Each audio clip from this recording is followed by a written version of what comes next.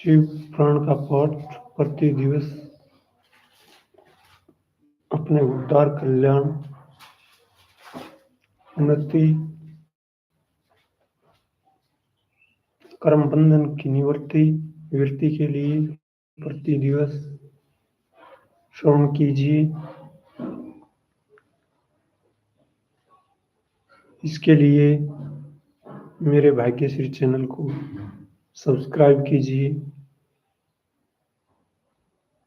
Like dislike कीजिए, प्रतिक्रिया व्यक्त अभिव्यक्त कीजिए। धन्यवाद। और तृतीय खंड के दूसरे अध्याय का पाठ श्रवण कीजिए। ओम नमः शिवाय। सूत जी बोले कि हे शौनक मुनियों, इतनी कथा सुनने के उपरांत नारद ने पूछा कि हे पिता, मुझे एक संदेह उपजा है, इसलिए मैं आपसे पूछता हूँ कि मैना की और कितनी बहनें थी, क्योंकि आपने ऊपर कहा कि मैना अपनी सब बहनों में बड़ी थी, और किसने यह शाप दिया? ब्रह्मा बोले कि हमारा पुत्र दक्ष प्रजापति, जिसकी संतान असंख्य हुई, उसने पहले बहुत पुत्र उपजाए, पर उनसे दक्ष को कुछ आनंद न हुआ। जब वे मुक्ति पाकर परमपद को पहुंचे, तब दक्ष ने 60 कन्याएं उपजाई, और जिस प्रकार उनका विवाह चंद्रमा आदि के साथ किया, वह वृत्तांत हम तुमसे कह चुके। निदान उनमें से एक दक्ष की लड़की, जिसका नाम सवदा था, पितरों के साथ ब्याही गई। उससे 3 लड़कियां, अर्थात पहली मैना जो सबसे बड़ी थी, दूसरी धन्या जो मझली थी, तीसरी कलावती जो सब छोटी थी, वह उपजी। वह तीनों बड़ी कीर्ति वाली, धर्मरूपा और अति सुंदर थी। जो मनुष्य प्रभात को उनके नाम लेता है, उनके सब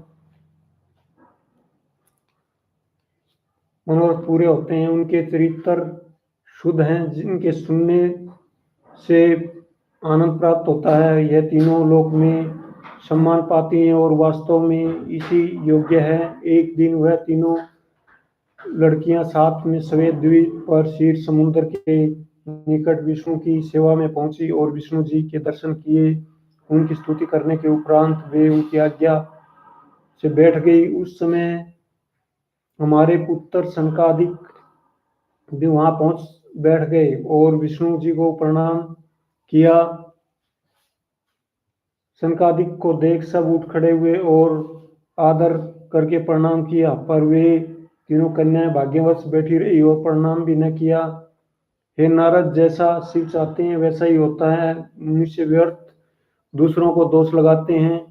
होता वही है जो शिव की इच्छा होती है, उसी को भाग्य अथवा कर्म कहते हैं। ऐसी डिठाई तीनों लड़कियों की देख सनत कुमार ने बड़ा क्रोध किया। यद्यपि वह योगेश्वर, बुद्धिमान, निरहंकार और परमहंस थे, पर उस समय सब बातें भूल गए और शिव की माया में फंसकर क्रोध किया।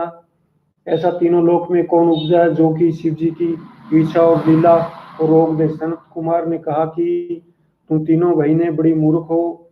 वेद का आश्चर्य तुमने नहीं पाया। तुमने न जाना कि ब्राह्मण संसार भर के मान के योग्य और अहंकार के वश में पड़ तुमने मनुष्यों के सदस्य अपने मार्ग को छोड़ा और हमारा बड़ा अपमान किया। इसलिए तुम देवताओं के देश व सार्वक को छोड़कर मनुष्यों के देश में जा रहे हो।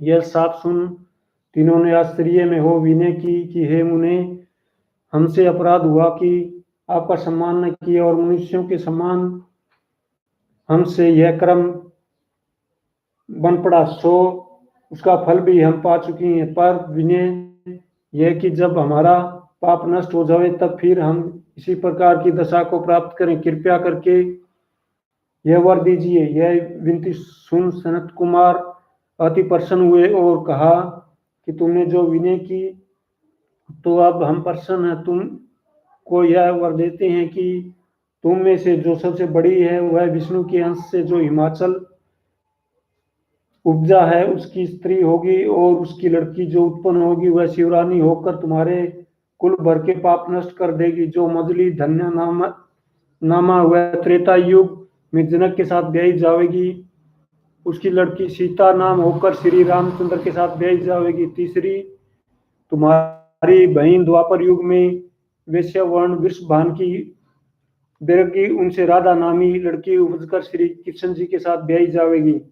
उसी शरीर से तुम तीनों स्वर्ग में पहुंचोगी। और कहा कि जिसकी बुद्धि शुद्ध होती है उसको आनंद प्राप्त होता है, बेपरिश्रम आपदा और दुख के उठाए बिना यश प्राप्त नहीं होता। यह कह सनकादिक चले गए और यह तीनों लड़कियां भी अपने पिता के घर आई।